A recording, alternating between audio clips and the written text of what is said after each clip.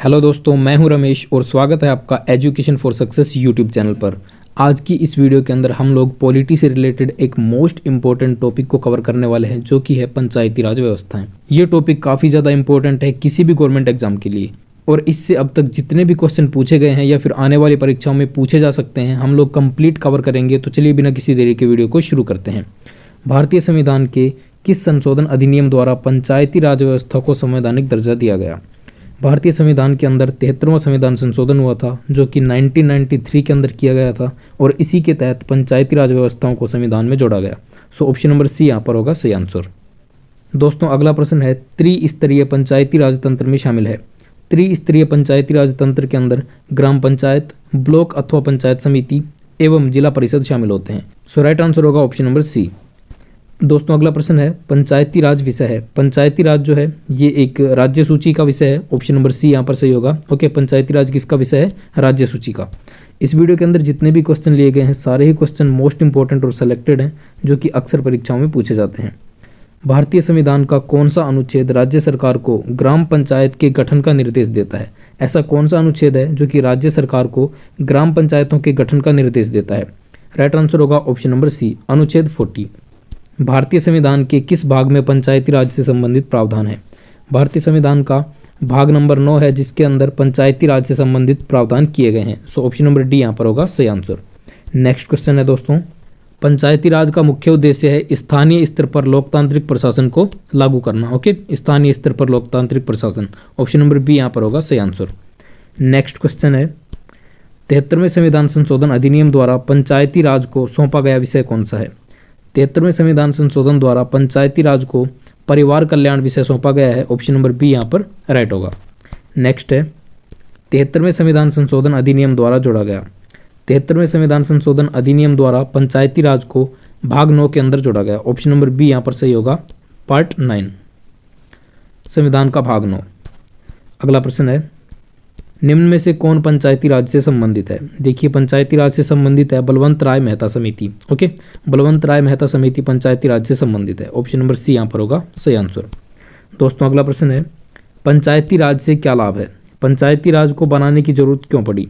पंचायती राज बनाने का मुख्य लाभ ये है कि इसमें जन सहभागिता होती है, ग्रामीण विकास में मदद मिलती है, लोगों के अंदर राजनीतिक चेतना जागृत होती है। इसलिए ये सारे ही ऑप्शन सही होंगे, उपयुक्त सभी। ऑप्शन नंबर डी यहाँ पर सही होगा। अगला प्रश्न है पंचायती राज प्रणाली पहले किन 2 राज्यों से लागू की गई? ऐसे कौन से 2 राज्य हैं जिनमें सबसे पहले पंचायती राज प्रणाली को शुरू किया गया? सो याद रखिए दोस्तों, आंध्र प्रदेश और राजस्थान, इनके अंदर सबसे पहले पंचायती राज प्रणाली को लागू किया गया था। दोस्तों, अगला प्रश्न है 4 स्तरीय पंचायती राज प्रणाली का सुझाव किसने दिया? ऐसे कौन व्यक्ति थे जिन्होंने 4 स्तरीय पंचायती राज प्रणाली का सुझाव दिया? सही आंसर होगा पी.वी. के राव समिति। Okay, P V. के राय समिति। ऑप्शन नंबर सी यहाँ पर सही होगा। चलिए दोस्तों, अगला क्वेश्चन देखते हैं। भारत में महिलाओं के लिए स्थान आरक्षित। भारत में महिलाओं के लिए पंचायती राज संस्थाओं में स्थान आरक्षित किए गए हैं। ऑप्शन नंबर ए यहाँ पर सही होगा। और महिलाओं के लिए 1/3 स्थान आरक्षित किए गए हैं पंचायती राज में। नेक्स्ट क्वेश्चन है 73वें संविधान संशोधन अधिनियम किस तिथि से लागू हुआ? 73वां संविधान संशोधन अधिनियम 24 अप्रैल 1993 को लागू हुआ था। सो ऑप्शन नंबर ए यहाँ पर राइट होगा, इसे आप याद रखेंगे।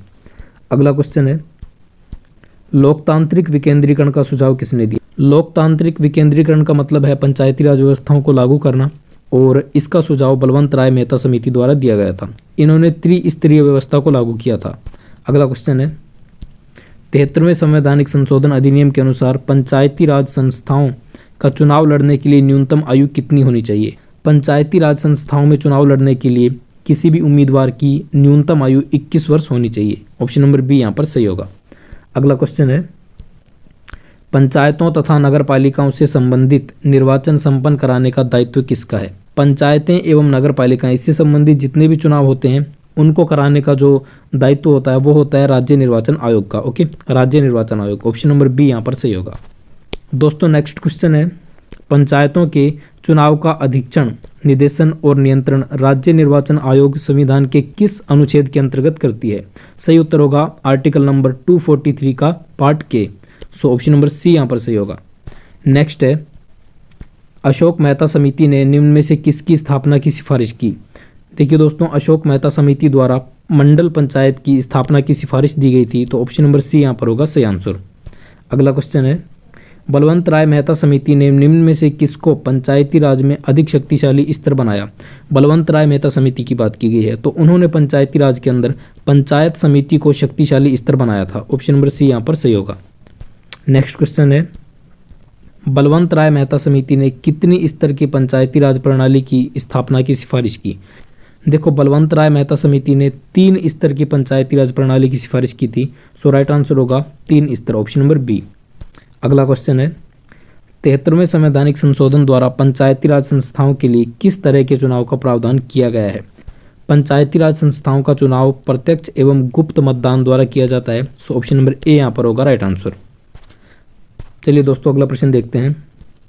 73वें संवैधानिक संशोधन के अनुसार पंचायती राज संस्था का कार्यकाल कितने वर्षों का रखा गया है? पंचायती राज संस्थाओं का जो कार्यकाल है वो 5 वर्ष का होता है। ऑप्शन नंबर सी यहाँ पर सही होगा। अगला क्वेश्चन है, भारत के पंचायती राज के प्रबल समर्थक कौन थे? भारत में पंचायती राज के प्रबल समर्थक की बात की जाए, राजीव गांधी पंचायती राज के प्रबल समर्थक थे। ऑप्शन नंबर सी यहाँ पर होगा सही आंसर। नेक्स्ट है, अशोक मेहता समिति ने पंचायती राज व्यवस्था के अंतर्गत कितने स्तरीय ढांचे की स्थापना की थी? अशोक मेहता समिति, इसके अंदर 2 अक्षर हैं तो इन्होंने 2 स्तरीय समिति की सिफारिश की थी। और बलवंत राय मेहता समिति, ओके, बलवंत राय मेहता समिति, इसके अंदर 3 अक्षर हैं तो इन्होंने त्रिस्तरीय समिति दी। इसके अलावा PVK राव समिति, इसके अंदर 4 अक्षर आते हैं तो इन्होंने 4 स्तरीय पंचायती राज व्यवस्था की सिफारिश की थी। ये आप याद रखेंगे, ठीक है, ये ट्रिक है याद करने की। अगला क्वेश्चन है, पंचायत के चुनाव कराने हेतु निर्णय किसके द्वारा लिया जाता है? पंचायतों के चुनाव कराने का जो निर्णय है वो राज्य सरकार के अंतर्गत आता है। सो राइट आंसर होगा ऑप्शन नंबर बी। दोस्तों, नेक्स्ट क्वेश्चन है और वेरी वेरी इंपॉर्टेंट क्वेश्चन है, ये काफ़ी बार एग्जाम्स के अंदर पूछा गया है। 2 अक्टूबर 1959 को भारत में पंचायती राज का शुभारंभ किया गया, वो निम्नलिखित में से कहाँ पर किया गया? याद रखना है इसे, वेरी वेरी इंपॉर्टेंट है ये क्वेश्चन। 2 अक्टूबर 1959 को नागौर के बगदरी गाँव के अंदर, ठीक है, नागौर के बगदरी गाँव के अंदर पंचायती राज व्यवस्था का शुभारंभ किया गया था। और नागौर कहाँ पर स्थित है? राजस्थान का एक जिला है। ऑप्शन नंबर ए यहाँ पर सही होगा। अगला क्वेश्चन है, बलवंत राय मेहता समिति ने किसे कार्यकारी निकाय बनाने की सिफारिश की थी? बलवंत राय मेहता द्वारा पंचायत समिति को कार्यकारी निकाय बनाने की सिफारिश की गई थी। सो ऑप्शन नंबर बी यहाँ पर सही होगा। अगला क्वेश्चन है, अशोक मेहता समिति की प्रमुख सिफारिश क्या है? अशोक मेहता जिन्होंने 2 स्तरीय समिति की सिफारिश की थी, इनकी प्रमुख जो सिफारिश थी वो ये थी कि पंचायतों के चुनाव में राजनीतिक दलों को खुले तौर पर भाग लेने की अनुमति होनी चाहिए।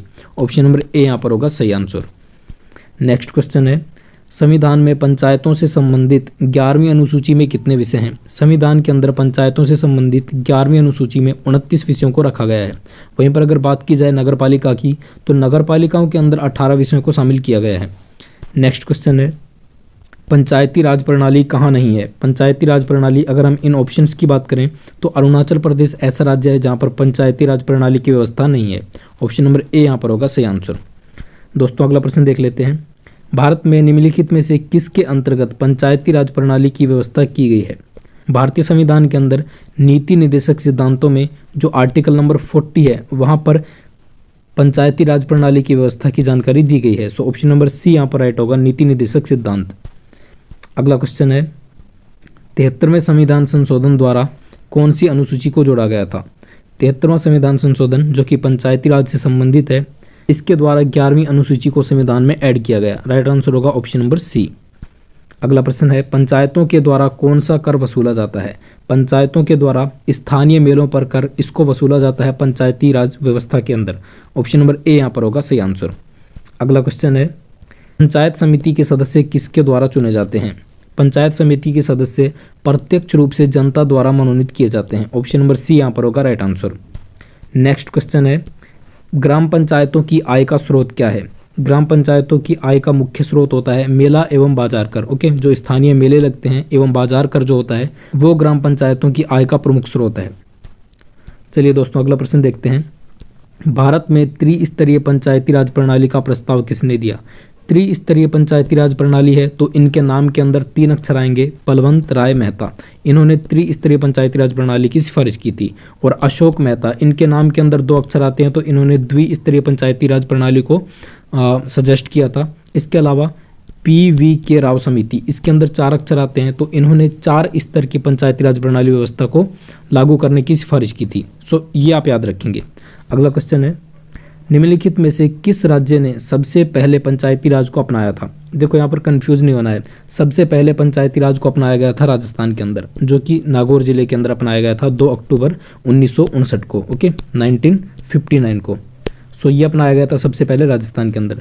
लेकिन सबसे पहले पंचायती राज के जो चुनाव हैं वो मध्य प्रदेश के अंदर करवाए गए थे, ये आप याद रखेंगे, इसके अंदर कभी भी कंफ्यूज नहीं होना है।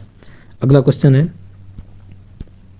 लोकतंत्र विकेंद्रीकरण का आशय क्या है? लोकतंत्र विकेंद्रीकरण का आशय है कि जो सत्ता है वो डायरेक्ट सिर्फ केंद्र के हाथों में ना हो, उसे स्थानीय लोगों तक पहुंचाया जाए, और स्थानीय लोगों तक हम लोग पंचायती राज व्यवस्थाओं द्वारा सत्ता को पहुंचा सकते हैं। सो ऑप्शन नंबर डी यहाँ पर राइट होगा, स्थानीय सरकार।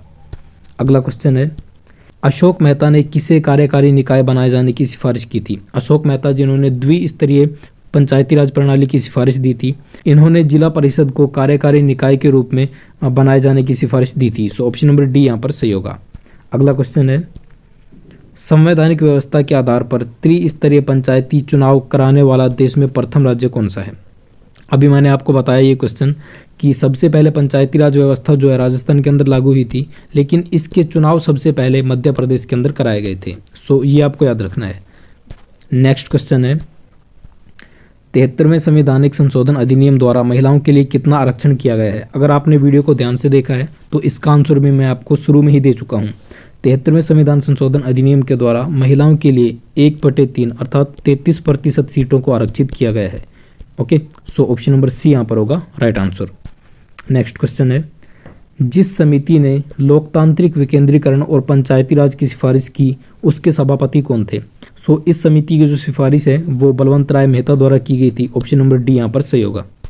अगला क्वेश्चन है, पंचायती राज संस्थाओं के निम्नतम स्तर पर कौन है? पंचायती राज संस्थाओं के निम्नतम स्तर पर जो सबसे लघु स्तर होता है उस पर विराजमान होती है ग्राम सभा। सो ऑप्शन नंबर ए यहाँ पर राइट होगा, ग्राम सभा, उसके बाद पंचायत समिति और फिर जिला परिषद। नेक्स्ट क्वेश्चन है, पंचायती राज प्रणाली में ग्राम पंचायत का गठन होता है। पंचायती राज प्रणाली में ग्राम पंचायत का गठन ग्राम स्तर पर किया जाता है। सो ऑप्शन नंबर ए यहाँ पर सही होगा।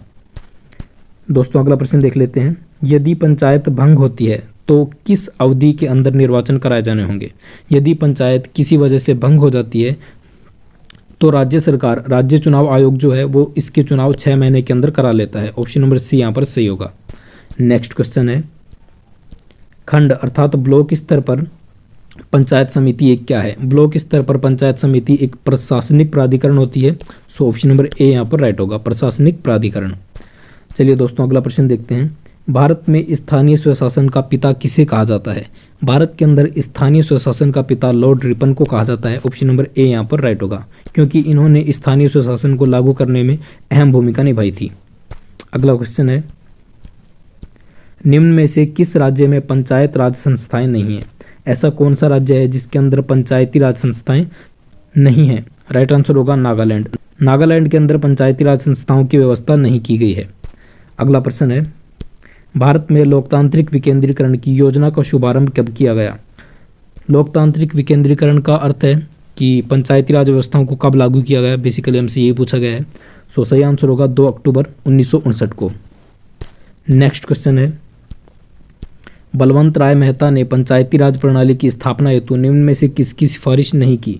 बलवंत राय मेहता ने जो त्रिस्तरीय पंचायत व्यवस्था का सुझाव दिया था उसके अंदर ग्राम पंचायत सबसे छोटे स्तर पर, फिर पंचायत समिति और फिर जिला परिषद। मंडल पंचायत का जो सुझाव है वो अशोक मेहता समिति द्वारा दिया गया था। तो ऑप्शन नंबर बी यहाँ पर हम लोग चूज करेंगे। नेक्स्ट क्वेश्चन है, ग्राम स्वराज की अवधारणा का सर्जन किसने किया?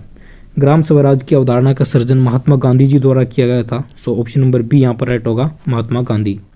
नेक्स्ट क्वेश्चन है, और आज की वीडियो का हमारा ये लास्ट क्वेश्चन होने वाला है, 73वें संविधान संशोधन अधिनियम में कौन सा प्रावधान नहीं किया गया है? 73वें संविधान संशोधन अधिनियम के अंदर, जो कि 1993 के अंदर किया गया था, इसके अंदर अलग से एक मंत्रालय बनाए जाने का प्रावधान नहीं है। इन संस्थाओं की संवैधानिक स्थिति की चर्चा संविधान में की गई है। महिलाओं के लिए 1/3 आरक्षण भी संविधान के अंदर चर्चित है।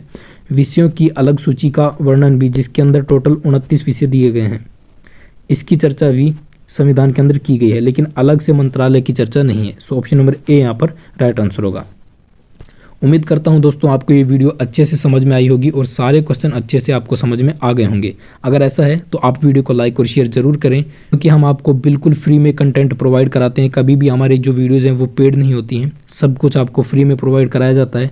सो आपका भी फ़र्ज़ बनता है कि आप वीडियो को लाइक और शेयर करें। आज के लिए इतना ही दोस्तों, मिलेंगे किसी ऐसी इन्फॉर्मेटिव वीडियो के साथ। तब तक के लिए वंदे मातरम, जय हिंद एंड बाय।